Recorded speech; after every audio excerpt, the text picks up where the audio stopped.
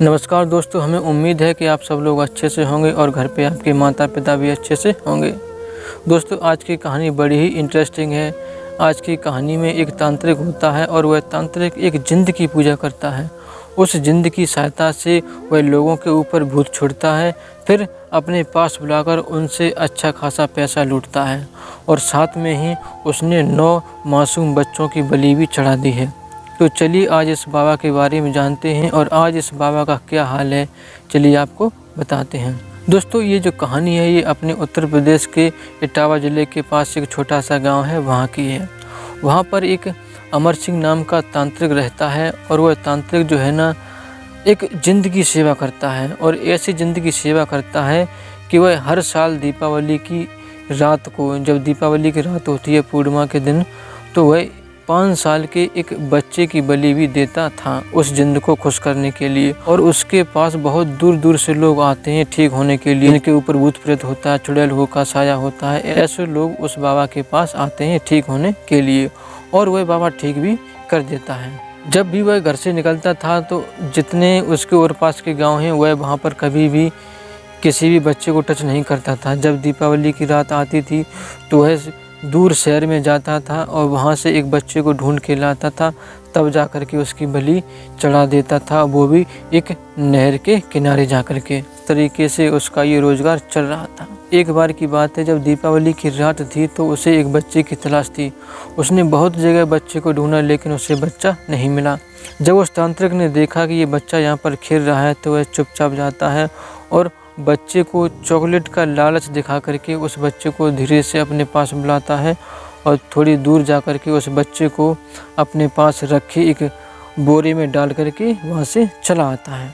बच्चा रोए ना, इसलिए उसने बच्चे को थोड़ी दारू पिला दी तो बच्चा बिल्कुल अस्वस्थ हो गया और नशे में धुत हो गया और उस बच्चे को ले जा करके नहर के किनारे पहुँच जाता है। उसने वहाँ पर जा कर के पूरी तैयारी की और बच्चे को लिटाया और उसके ऊपर माला पहना दी और उस जिंद का नाम लिया और जैसे ही अपनी तलवार से उस बच्चे की गर्दन पर उसने प्रहार किया तो उसकी जो तलवार है वहाँ से टूट जाती है।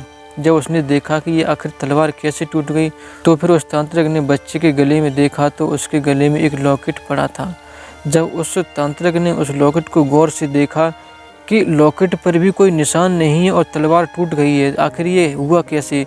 जब उसने लॉकेट को ध्यान से देखा तो उसमें नारायण शाकाहारी जी की छवि थी। जब ये नज़ारा उस तांत्रिक ने देखा तो वह भी हैरान हो गया और बहुत घबरा गया और उसका शरीर पूरी तरीके से कांपने लगा और सोचने लगा कि अब क्या होगा।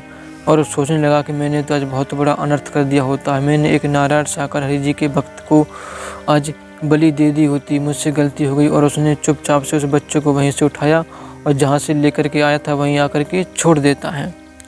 जैसे वह वहाँ पर छोड़ देता है तो वहाँ से एकदम बहुत तेज़ी से भागता हुआ जाता है। तो रास्ते से एक ट्रक जा रहा था तो उसको अचानक से कुछ दिखाई नहीं दिया और वह ट्रक से टकरा जाता है। तो ट्रक से इस तरीके से टकराता है कि उसके दोनों पैर टूट जाते हैं। तो जब दोनों पैर टूट जाते हैं तो वहाँ पर लोगों ने देखा कि इसका एक्सीडेंट हो गया तो उसे जैसे तैसे हॉस्पिटल में भर्ती करा दिया।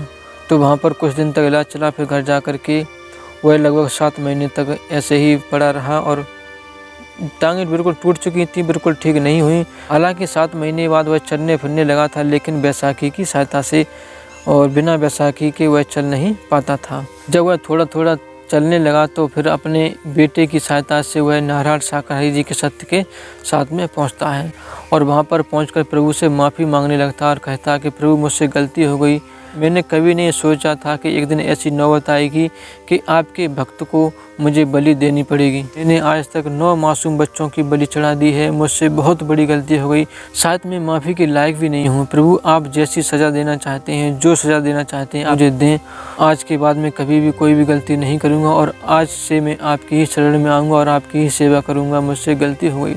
तो फिर वह तांत्रिक सत्य के साथ में लगातार जाने लगा और उसकी हालत वैसी की वैसी ही है। आज भी उसकी दुर्दशा बहुत बेकार हो चुकी है, क्योंकि जिस इंसान ने बहुत से पाप किए हों और इतने पाप किए हों कि उसका पूरा घड़ा भर चुका हो तो शायद कोई उसे माफ़ नहीं कर सकता है। तो यही वजह है शायद प्रभु जी ने भी उसे माफ़ नहीं किया है और उसने जो कर्म किए, उसने जो पाप किए, उसकी वह सज़ा आज भी भोग रहा है। दोस्तों हमें उम्मीद है कि आपको ये कहानी ज़रूर पसंद आई होगी। यदि आपको कहानी पसंद आई हो तो प्लीज़ वीडियो को लाइक करें और हाँ, प्लीज़ चैनल को सब्सक्राइब जरूर करें ऐसे ही कहानी जानने के लिए। धन्यवाद।